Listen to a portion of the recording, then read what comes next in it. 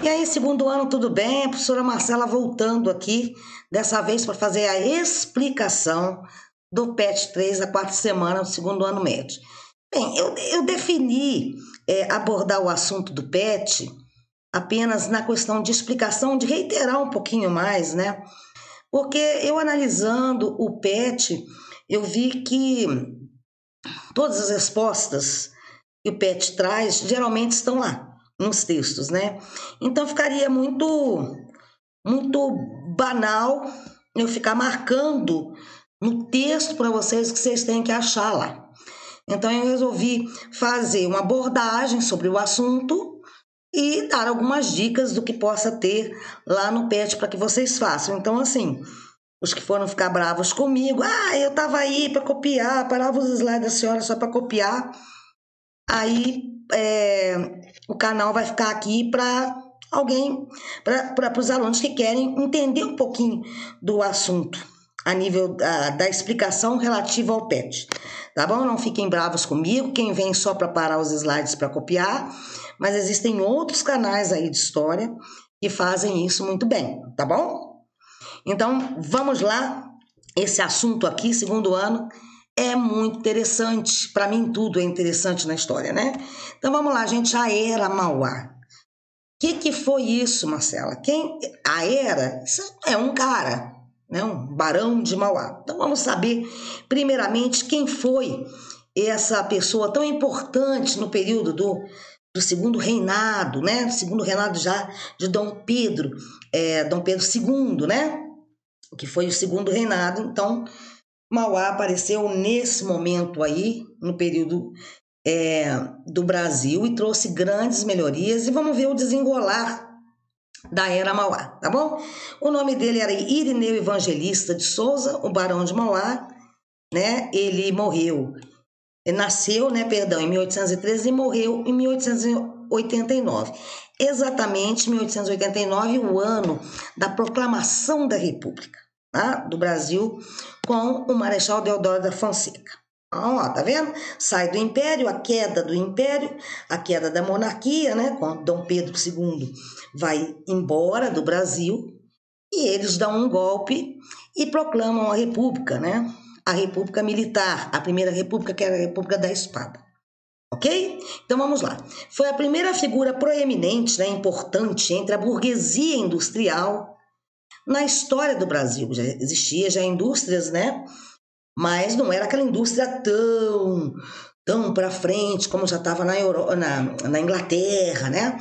Mas já estava-se no processo de industrialização, mas ainda se bastava nesse tempo ainda uma economia brasileira muito focada na questão do café, das monoculturas ainda. O Brasil demorou muito a sair desse sistema que a gente chama de plantation, né? Que é a monocultura, o trabalho de escravo e a exportação, né?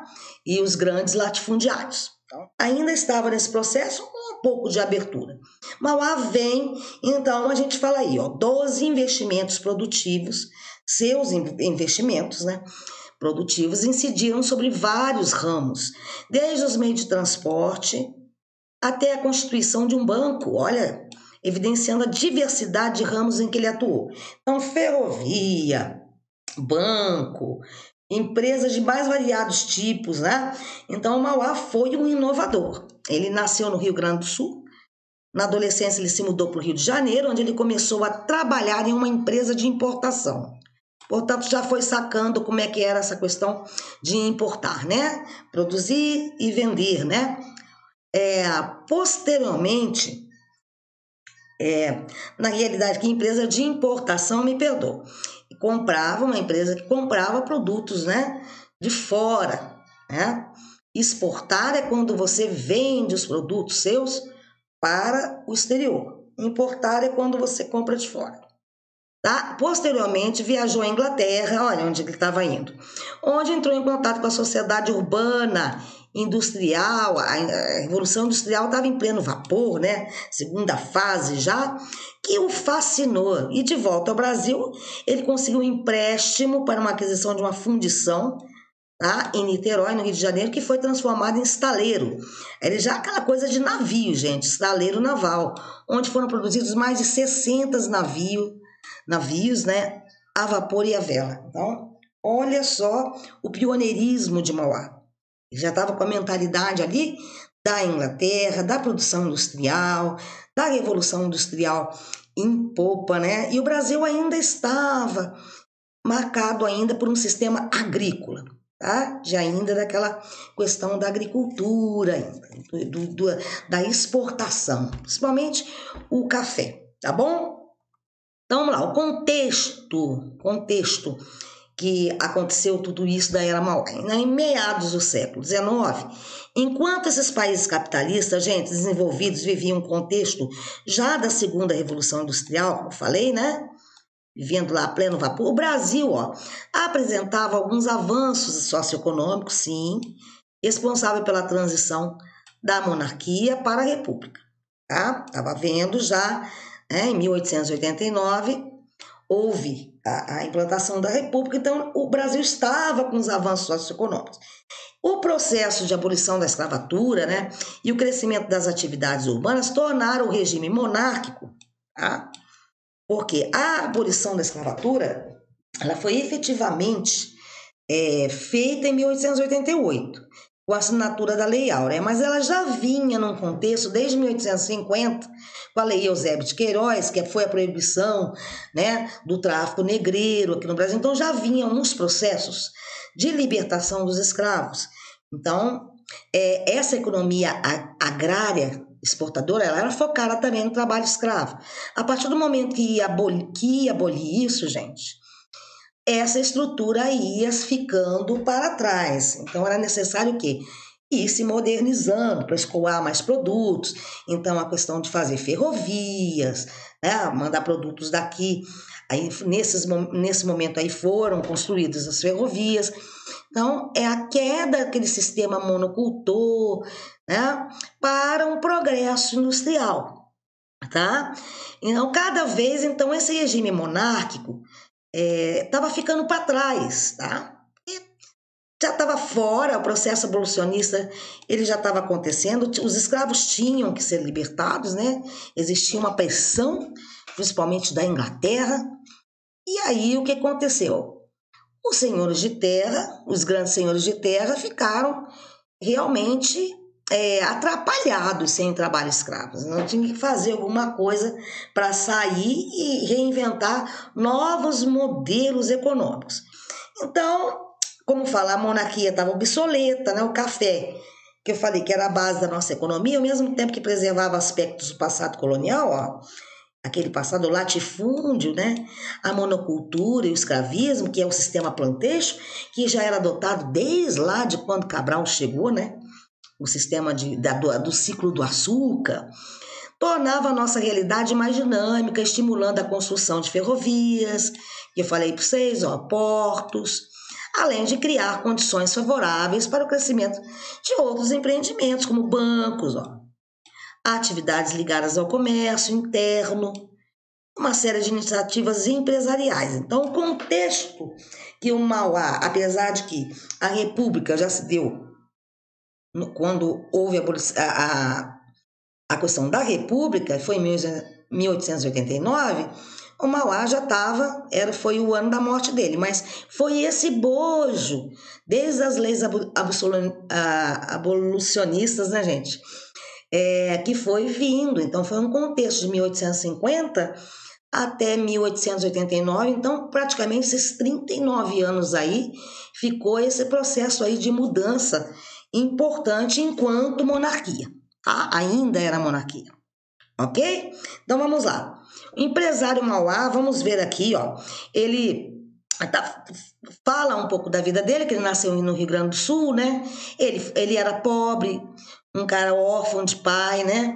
Mauá viajou com um tio para o Rio de Janeiro, onde conseguiu seu primeiro emprego como caixeiro de um estabelecimento comercial. Suas iniciativas começam a se destacar nos anos 40, né? De 1840. Após a volta de uma viagem à Inglaterra, o país mais industrializado do mundo, já Aqui tá errado, tá? Aqui é 1846. Eu peguei esse texto aqui, mas tá errado. É 1846, tá, gente? É século XIX, tá? 1846, Mauá adquire um estabelecimento industrial na Ponta de Areia, Rio de Janeiro, onde foram desenvolvidas várias atividades, como tubos, tubos para encanamento de água, caldeiras para máquinas a vapor, guindastes, prensas, engenhos de açúcar, além da construção de navios, né, que era o carro-chefe desse complexo. Em apenas um ano de funcionamento, gente, a Ponta de Areia já contava com cerca de 1.000 operários, empregava bastante pessoas. No setor dos serviços públicos não foram poucas as iniciativas de Mauá também. Em 1854, era inaugurada a primeira estrada de ferro brasileira, tá? Com seus vagões puxados pela locomotiva Baronesa, muito conhecida, tem muitas fotos dessa locomotiva na internet. Fazia um trajeto de 18 quilômetros entre a Serra de Petrópolis, ali perto do Rio, e o Rio de Janeiro, né? A Petrópolis, a Serra, né? E juntamente com os capitalistas ingleses, que estavam apoiando também, juntamente, né? A gente sempre teve muita influência do capital inglês. O Barão também participou da construção da segunda e terceira ferrovias, a Recife and San Francisco Rail Company e a Dom Pedro II, mais conhecida como Central do Brasil. Além de ter conseguido os empréstimos com esses empresários necessários para a construção da São Paulo Railway, a Santos Jundiaí. Então, ainda na área de transportes, Mauá organizou companhias de navegação a vapor do Rio Amazonas e no Rio Grande do Sul, seu pioneirismo. Também esteve presente na fundação de uma companhia de gás. Olha quantas coisas que o Mauá mexia. Naval, ferrovia, tá, gente? Transportes, né? E iluminação das ruas do Rio de Janeiro. Então, ele foi o cara nessa época, tá? Ele tinha muito dinheiro, ele foi muito rico. E no setor de comunicação também, com a introdução do primeiro cabo de telégrafos marinos, gente, entre o Brasil e a Europa. Olha, o ape que Mauá deu no Brasil. Destaca-se, por fim, o Banco Mauá, MacGregor e companhia, né, com filiais nos Estados Unidos, França e Inglaterra. Gente, bastante coisa, né? Mas isso vai dar problema. Vai dar problema porque o pessoal vai ficar com uma invejinha do Mauá. Então vamos lá, gente. Ele foi beneficiado com a tarifa, o que ajudou muito o Mauá a ter esse desenvolvimento. Em 1844, houve a tarifa Alves Branco. Está no PET de vocês, tá, gente? Tem um texto sobre isso. Então vamos lá. A tarifa Alves Branco recebeu o nome do seu criador e foi implementada no dia 12 de agosto de 1844. O que tratava essa tarifa? Essa tarifa era alfandegária, né, de produtos que são exportados ou que vêm de fora, que aumentou as taxas de importação, tá? Que quando você vai comprar, né, os produtos fora, para a casa dos 30%. Então, o que acontecia? Nossa, gente, eu tenho que pagar 30% de imposto lá para as tarifas alfandegárias para comprar produtos de fora. Isso daí não vai dar muito certo. Está muito alto. É melhor, então, eu adquirir os produtos feitos aqui dentro do país. Então, vamos lá. Quando não havia similar nacional, é para a casa dos 60%. Quando havia produto similar nacional,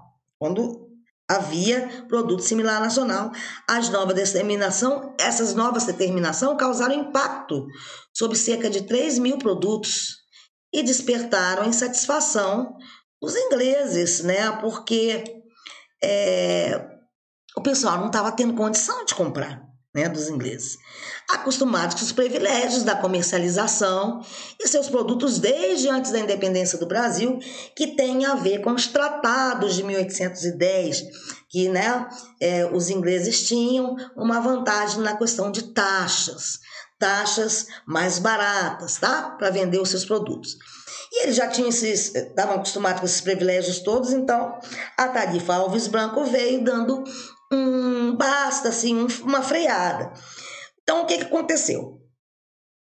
Mas ele não, aqui fala que não foram só os ingleses, né, que foram prejudicados, né, com as novas medidas dos importadores brasileiros.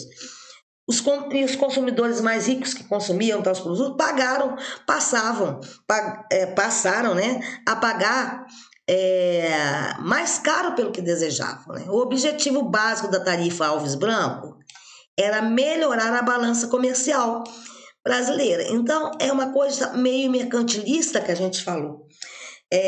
Exportar mais e importar menos. Então, vender mais do que comprar.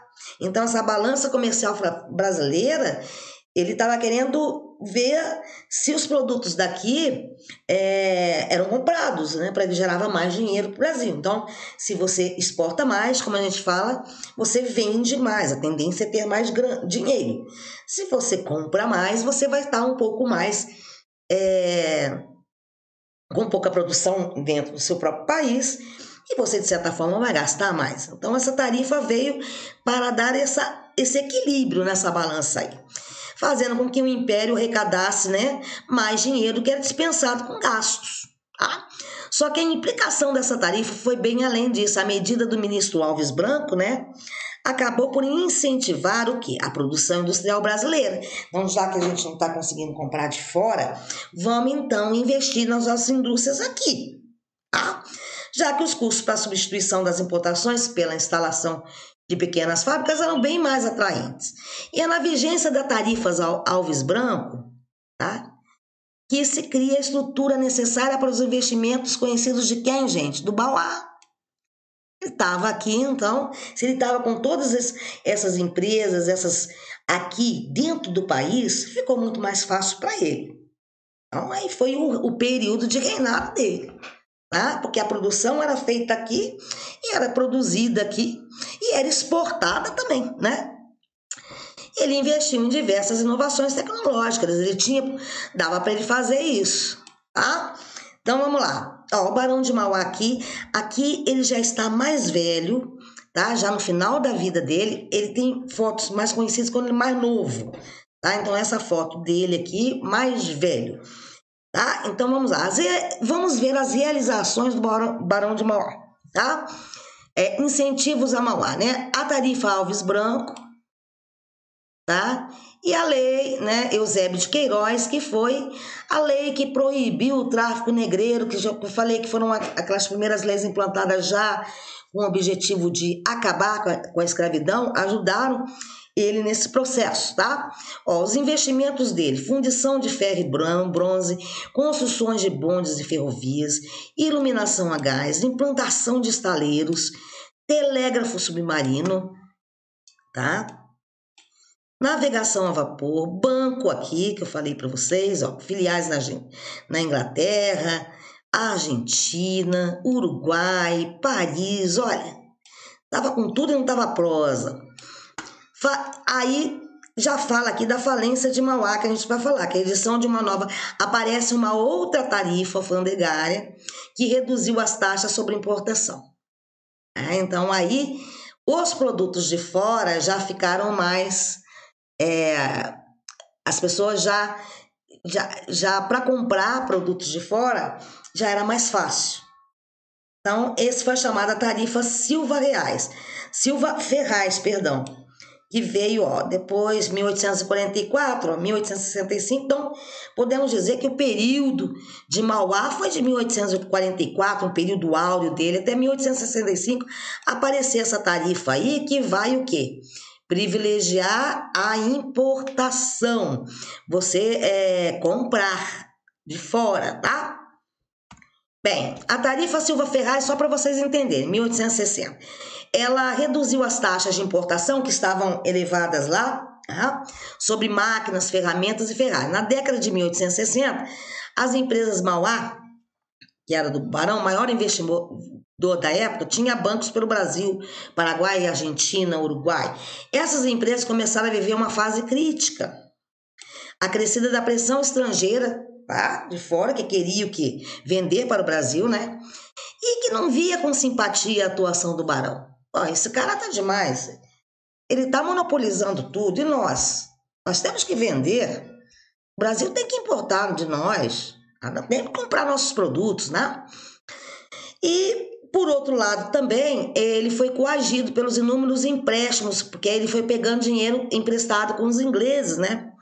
E aprovou a tarifa Silva-Ferraz, que reduziu as taxas de importação sobre máquinas, né? Isso, claro, foi um golpe para a Fundição Mauá, porque ele parou de vender, né? Foi começando a ficar com os produtos mais complicados de serem vendidos aqui, porque os produtos de fora começaram a chegar novamente. E a questão dessa tarifa aí que pegou ele de surpresa, né? Então, naquele momento de crise, o Barão de Mauá, em cujo brasão figurava uma locomotiva e um navio, brasão dele, né? Além de 4 lampiões, não contou com o auxílio do governo imperial. Então, na hora que ele precisou de ajuda, o governo saiu fora dele para ajudar financeiramente a ele se reestruturar. Não resistindo à força do capital estrangeiro, como que vai resistir, né? Atingido pelas crises financeiras das décadas de 60 e 70, Mauá acabou falindo em 1875. Marcela, ele faliu, perdeu tudo? Perdeu tudo. Tá? Muitos de seus empreendimentos passaram para o controle dos ingleses, olha os ingleses aí, né? Porque ele não conseguiu pagar os empréstimos dele e dos norte-americanos vendidos por preços mínimos. Isso que acontece muito hoje no Brasil também. Grandes empresas muito interessantes que o pessoal acaba vendendo por ninharia, né? Para os estrangeiros. Então, a queda dele, né? Ele era ligado ao Império, né? A queda de Mauá, ó. É ligado ao Império, suas práticas, inclusive à escravidão. Então, isso é uma coisa que nós temos que pensar. Ele era um cara inovador, mas ele tinha escravos, tá? Ele era monarquista, membro da corte escravista, tá? Aí são duas teorias aqui, tá? O Carlos Gabriel Guimarães, aí, professor de História da Universidade Federal Fluminense, tá? E pesquisador, visitante da Universidade de York, na Inglaterra, ele tem uma tese, ele fala que Mauá, nas suas empresas, foram utilizados trabalhadores, tá? Livres e escravos. Por isso mesmo, sempre viveu perto da família real e ganhou títulos de barão e visconde de Mauá, mas quando se tratava da condução da economia nacional, ele era um crítico severo do que considerava a falta de aposta no setor industrial. Então, ele apoiava o sistema escravagista, mas ao mesmo tempo ele queria o quê? Mais crescimento na área industrial, porque a questão escravagista, ela ajudava muito a questão da terra, da agricultura, né? A industrialização já era mais mão de obra livre. Então, ele achava o melhor programa econômico de governo é não atrapalhar aqueles que produzem. Ele dizia, investem, poupam, empregam, trabalham e consomem, escreveu. Foi exatamente o contrário do que aconteceu em 1860, quando o Império decidiu permitir a compra de navios estrangeiros sem taxas, provocando a crise e posterior falência da indústria Pontal de Areia, que é aquela primeira que ele montou.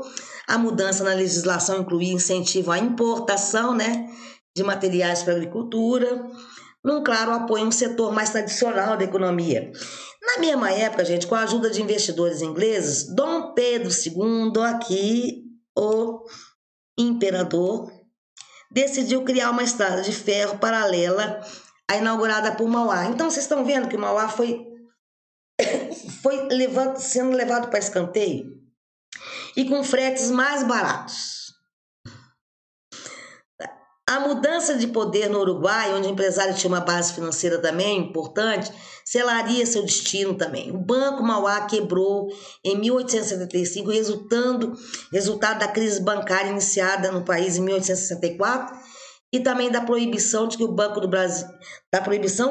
Brasil recebeu de fazer empréstimos aos empresários que havia tomado a iniciativa de reabrir a instituição para pagar suas dívidas, tá?